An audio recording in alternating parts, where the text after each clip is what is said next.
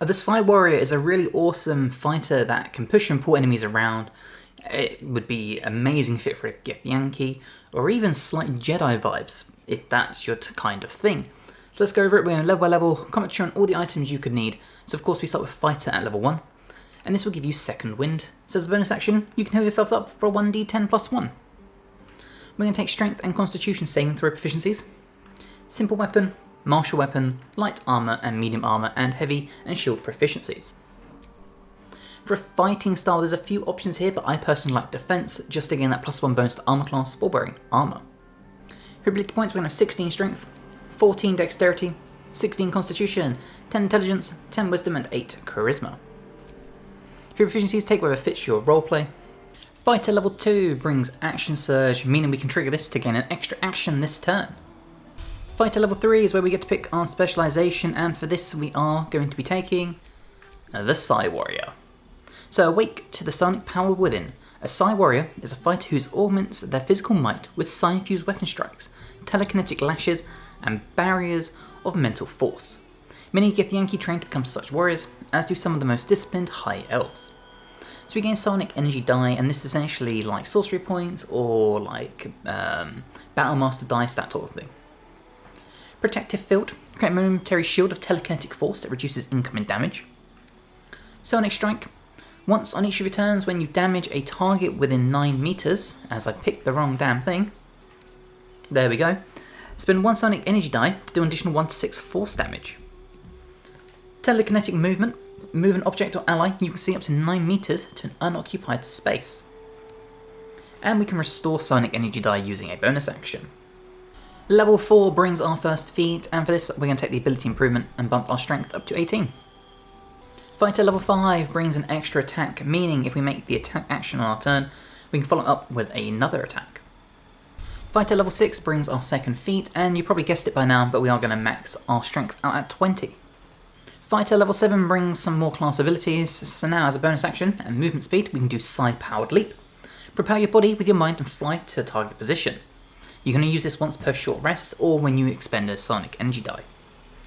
And then we have Telekinetic Push and Prone. Now with Push we can push a Sonic Strike 3 meters horizontally, and that lasts until long rest. And we can do Telekinetic Thrust Prone, not the target with Sonic Strike Prone. Fighter level 8 brings our third feat, and for this one we're going to take Great Weapon Master. So when we land a crit or kill a target with a melee weapon attack, we can make another one as a bonus action that turn. And attacks with melee weapons you're proficient with, we can do 10 extra damage for the cost of a -5 attack roll penalty. Fighter level 9 brings Indomitable, so whenever we fail a saving throw we can roll again and use the new result instead. Fighter level 10 brings Guarded Mind, so now resistant to psychic damage and can end effects on yourself that cause you to be charmed or frightened. Fighter level 11 brings improved extra attacks, so we can now make 2 extra attacks after our main attack action. And our final level, level 12, brings our final feat, and for this one we're going to come all the way to the bottom, and we're going to take Savage Attacker, so when we make melee weapon attacks, we can roll damage dice twice and use the highest result. Okay, let's go over our equipment, and we start with Savarok's Horned Helmet. So, our critical number is reduced from 20 to 19. We cannot be frightened or afflicted with other emotion-altering conditions.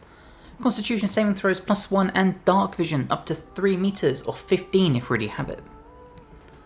The Cindermoth Cloak, so if we take melee damage, they could possibly take within 2 meters, they could possibly take burning. The Boots of General Strolling, so unimpeded by difficult terrain. I've gone with the Flawed Helldusk Armour just to mix the build up. Obviously the normal Helldusk Armour is the best armour in the game, but I like taking this just to make everything a little bit different. Early game stuff, the Adamantine Scale Mail is perfect for this build. For gloves, we're going with the Helldusk Gloves for 1 to 6 fire damage on our weapon attacks. It'll also give us Raise of 5 if we choose to use it. For rings, the Caustic Band to add 2 acid damage to our weapon attack. The Killer Sweetheart ties in very nicely with Great Weapon Master. When we kill a creature, we can make sure our next attack roll is a guaranteed critical hit once per long rest. The Moondrop Pendants, we don't provoke opportunity attacks if we have 50% hit points or less. And then for a weapon tying into this, I really like the Halberd of Vigilance.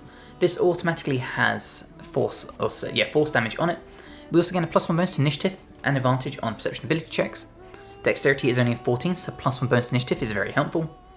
and when we make an attack rise reaction, we make it with advantage. So, with that being said, we will find some combat and check this out.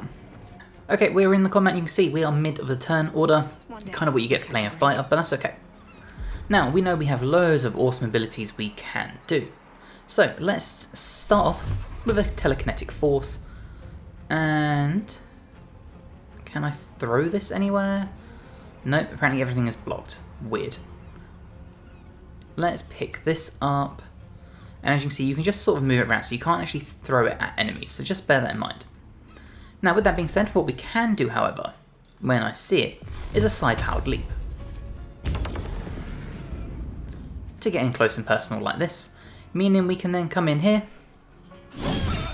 and get some big heavy slashes, wiping out the enemy just like that and unlocking Executioner, and we know we have our extra attack. You can get that crit. We can then also action surge just like that, and we get 3 more rounds of attacks. And there we go. And obviously if we had our bonus action, because of Great Weapon Master, we could follow up with another attack, but we used it for our little leap.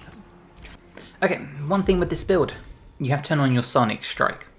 So we turn this on, and then we run in here, and we'll attack the sledge. You can see we did our attack, and because we hit them with that, we can then do prone. Just like that. Once again, then following up with another big hit. And of course, if we start closing down the distance here, you'll see our Sonic Strike is still available. We can take a big old chunk out of Skeeve as well. And then as a bonus action, we can do our leap, or our Great Weapon Master. Take another big chunk out. You see the enemy hit us, but took a bunch of burning damage. Okay, now let's say the ladder here was broken. We could do our telekinetic movement to pick Shadowheart up and place her on top of the building to get to the enemies. Just like that, and she's on her feet ready to attack. Now it does use your whole turn, so bear that in mind, but we can do a side-powered leap to then also get up here and start hunting everyone down. What should I do? And as you can see, Shadowheart still gets a full turn in combat. Now, making sure our Sonic Strike is still active, we're going to come in here, close down the enemy here, take a swipe, and that means we can actually do our push attack this time. So, it won't let me select him, unfortunately. Oh, there you go, it did let me select him, but he didn't move, unfortunately. That's a shame. But that's okay, because it still means we get to follow up with our big attacks, just like this. Now, damage is obviously lower, because rogues have uncanny dodge, but if need be, we can also second wind and get our health back. And at this point, we are just here to finish the fight off, so let's chase these enemies down. We still got our Sonic Strike going, so we get that extra force damage, and we'll just start swinging, and as you can see, landing those crits. So it's a really awesome build. It's good for inside of combat and outside of combat, and being able to knock enemies prone and push them around is just awesome. So if this is your cup of tea, please drop the episode a like, it helps me amazingly, and check the mod out as it is awesome. If you haven't already, please subscribe to the channel as well, it helps me tremendously. I've got more guides to Baldur's Gate, Sacred 2, Dragon Age, Elden Ring, Wu-Chang Fallen Feathers, Elden Ring Night Rain, basically all the amazing RPGs you could ever need. And hopefully I will see you in the next one. Time to Bye pack guys. it in for the day, I think.